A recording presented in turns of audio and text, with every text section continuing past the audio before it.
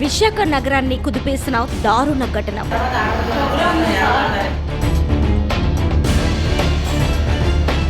గాజువాక పరిధిలోని అకిరెడ్డిపాలెంలో యాసిడ్ దాడి కలకలం రేపింది. ఇంటి బయట ప్రశాంతంగా కూర్చొని మొబైల్ చూస్తున్న సమయంలో వెంకట ప్రసాద్ అలియాస్ సూర్య అనే ఎల్ఐసి ఏజెంట్ పై గుర్తు తెలియని వ్యక్తి అకస్మాత్తుగా దాడికి దిగాడు. ఏం జరుగుతుందో అర్థం కాకముందే యాసిడ్ చల్లి అక్కడి నుంచి పరారయ్యాడు దుండగుడు. ఈ దాడిలో వెంకట ప్రసాద్ కు భుజం, ఛాతీ భాగాల్లో గాయాలు కాగా స్థానికులు వెంటనే ఆసుపత్రికి తరలించారు. ప్రస్తుతం చికిత్స పొందుతున్న బాధితుడు ఆరోగ్య పరిస్థితి నిలకడగా ఉందని వైద్యులు వెల్లడించారు. ఈ ఘటనపై కేసు నమోదు చేసిన గాజువాక పోలీసులు దాడి వెనుక ఉన్న కారణాలపై అన్ని కోణాల్లో దర్యాప్తు చేపట్టారు. వ్యక్తిగత విభేదాల లేక ముందస్తుగా పన్నిన దాడా, సీసీ కెమెరాల ఆధారంగా నిందితుడి కోసం గాలింపు కొనసాగుతుంది.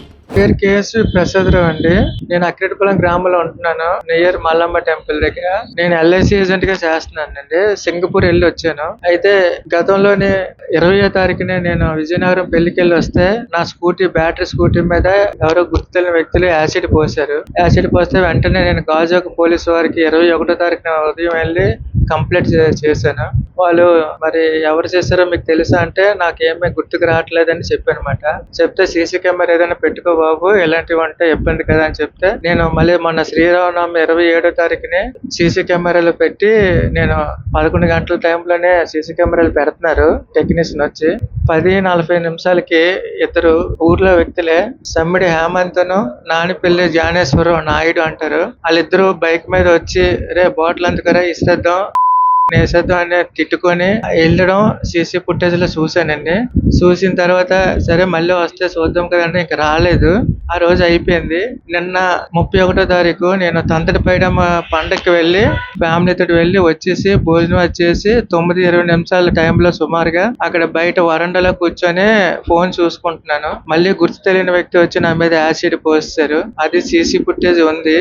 అది మరి ఇక్కడ లోకల్ కాదు, వాళ్ళు కాదు, వీళ్ళు వాళ్ళే చేయించారని నా అనుమానం సార్. వాళ్ళే చేయించుంటారు. సమ్మిడి హేమంత్ తర్వాత జ్ఞానేశ్వరరావు వీళ్ళిద్దరూ కలిసి ముందు వచ్చారు 27వ తారీఖుని.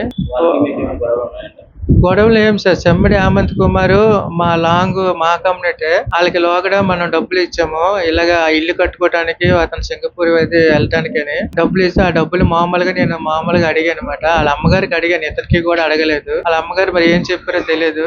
అతను నా మీద కక్ష కట్టుకొని దీనికి కారణం అయ్యాడని.